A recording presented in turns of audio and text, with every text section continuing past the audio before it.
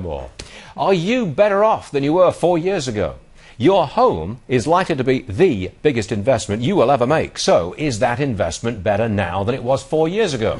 Joining us now is Samantha DeBianchi of DeBianchi Real Estate in South Florida and Tim Waller from Coldwell Banker in New Jersey. I'm going to ask both of our real estate people exactly the same question, and I'm starting with you, Samantha.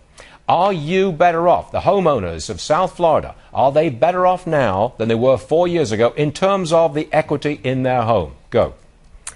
In terms of equity, the answer is no.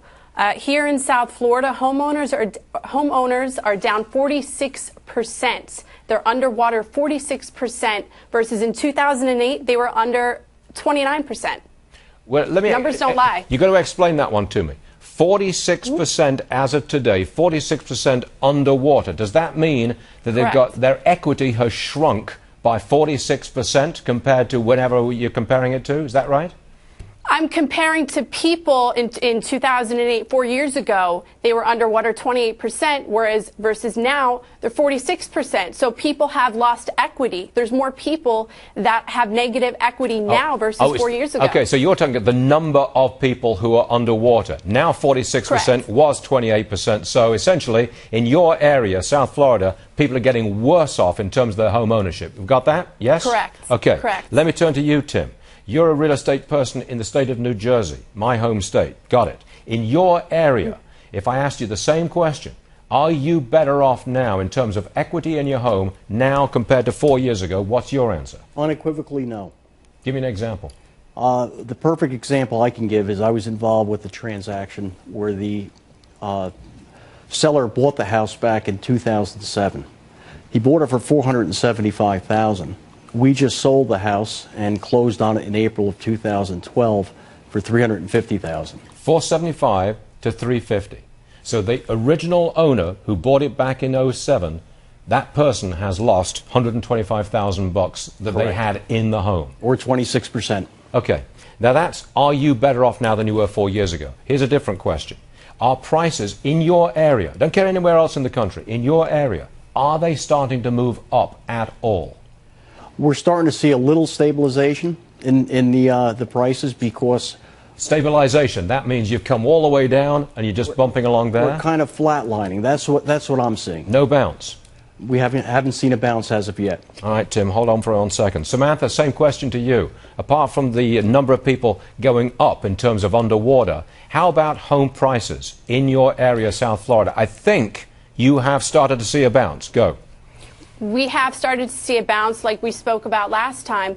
Single-family homes are still up 6%. Condos are still up quite a bit. So we are seeing these prices increase. Okay, last question to you, Samantha. Are loans, home loans, any easier to come by in your area? They are slowly getting better. It's not as easy as, it used to be. But again, that's a good thing because like we said before, you should only be buying if you can, if you're ready, willing, and able, if you have a job, a secure job, if you have money in the bank, and if you can actually afford a down payment. Okay, Samantha, I'm going to turn to Tim. If I'm in your area looking for a home loan, I've got to have, I presume, 20% down, a job, proof that I've got the job and some savings, and I'm a decent guy, right? No. No? No. Oh, an indecent guy, perhaps? No, not at all. But we do a lot of FHA loans. Okay. You're only required to have 3.5% down. The credit score you need on that is about 620.